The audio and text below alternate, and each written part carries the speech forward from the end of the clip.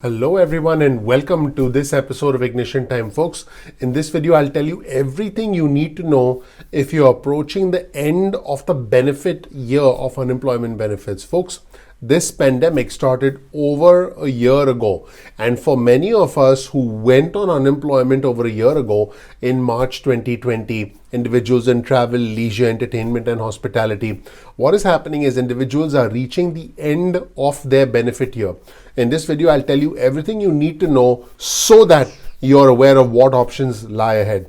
Welcome to our channel, everyone. This channel, the Ignition Time channel, is about the country, the economy, as well as your money. Here's a new article on your screen from CNBC. As always, you'll get a link to the article in the description section below. The headline of the article is "Workers are a year into collecting unemployment benefits. It's causing problems." Tens of millions of our fellow Americans are still on unemployment benefits, and now these individuals are reaching the end of their benefit year. Now, this can trigger major problems for those on unemployment benefits, including a gap in relief or a reduced amount of weekly unemployment benefits. Let's take a look at all the initial claims for unemployment benefits, and these are weekly claims on your screen since the start of 2020. As you can see, not much going on in the first quarter of 2020, and then a huge surge for unemployment benefits, huge surge in initial claims. And you can see, if you take a look at this closely, is that the weekly initial claims for unemployment benefits remained at well over 1 million claims for several months. Now, things did start to get better, but there are still well over 500,000 claims for unemployment benefits, new claims for unemployment benefits on a weekly basis. So folks, it's not like the situation has recovered, because there are still individuals filing unemployment, and there are a large number of individuals who are still on unemployment and have been on unemployment for well over 6 months. Here's new reporting from CNBC that suggests that claims for unemployment benefits began ticking up the week of March 14, 2020 as the pandemic hit us. More than 24 million people applied for unemployment benefits over the next month. I'm talking about March and April 2020, and millions more applied in the following weeks, like I showed you in the chart earlier.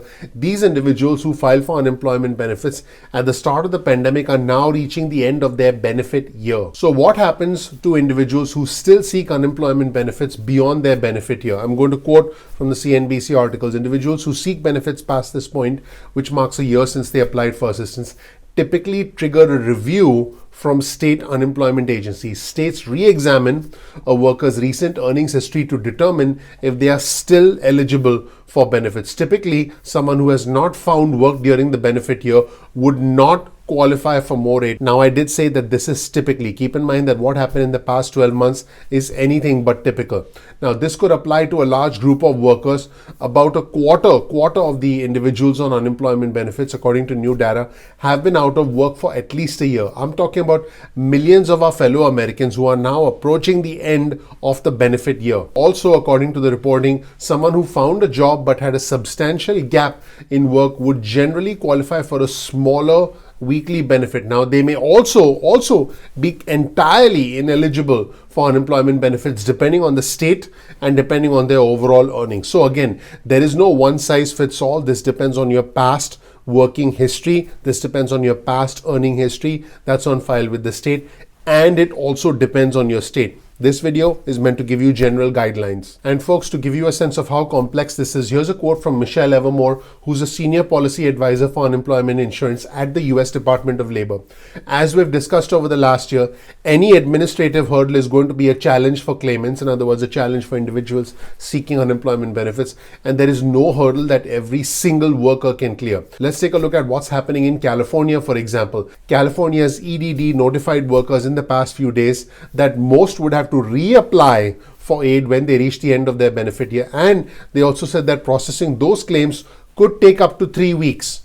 Now, remember that California had a major problem with billions of dollars in unemployment insurance fraud. There were individuals in prison receiving unemployment benefits. There were individuals who had passed away that were receiving unemployment benefits because there was a significant amount of fraud, because California is now undergoing more identity verification, more background checks.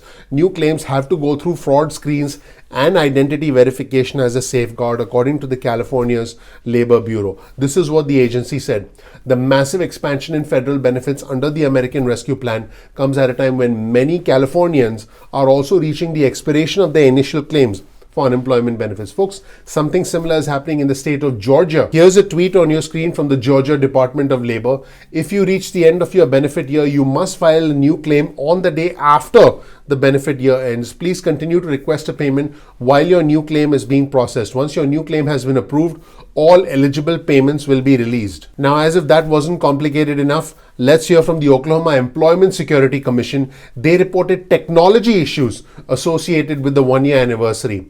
Here's a tweet on your screen from Oklahoma. In addition to the updates made earlier this week that resolved issues on approximately 4,000 claims, the OESC, the Oklahoma Employment Security Commission team, is continuing to work through resolving reported filing issues related to benefit year end dates. Now, the good news is some states have indeed been proactive about this so that they can streamline things for individuals who are dependent on unemployment benefits to put food on the table, to be able to keep the lights on, to be able to make rent. The New Jersey Labor Department claimed in the past few days that it was the only state to have automated the benefit year review process.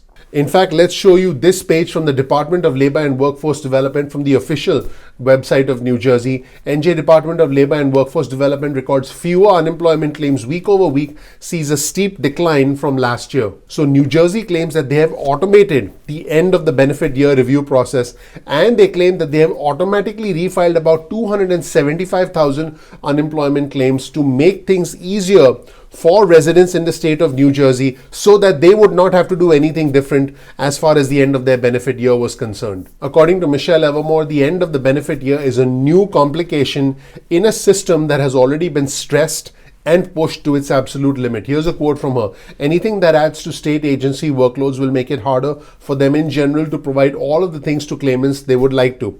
There is no slack in the system to absorb extra work. In other words, the states are completely overloaded, and this is one more thing for them to have to do. And finally, folks, there is legitimate concern from individuals in different states, because individuals are concerned that the states are not applying the federal guidelines uniformly, believe it or not. I'll quote from the article. Aside from a gap in benefits, worker advocates are concerned that states are not correctly applying new rules from the federal government meant to limit a large reduction in weekly benefits. In other words, states cannot reduce weekly benefits. Why? The $900 billion stimulus package that was signed into law by former President Trump put a safeguard in place meant to limit a benefit cut to less than $25 a week. In other words, the federal government mandated that states should not cut benefits by more than $25 a week. This applies to people who found little work during the pandemic, so there are certain guidelines here, and would have otherwise qualified for a much lower state benefit based on that work history. In other words, an individual who would be getting almost nothing from the state would actually get more thanks to this mandate from the federal government. In other words, the cut would be limited to $25 a week. However, that fix may not be getting uniformly applied, according to reporting from CNBC. That's the news, everyone. Let me know what you think in the comment section below. Are you approaching the end of the benefit year? Let us know what experiences you've had so that you can help the community. That's it, everyone. Thank you so much for watching. My name is Dr. Nitin Chhoda with Ignition Time. Please click the like button. Please subscribe. Please enable notifications. I work hard on this channel to give you the news every single day. I appreciate you. I'm looking forward to seeing you in the next episode of Ignition Time. Take care. Bye.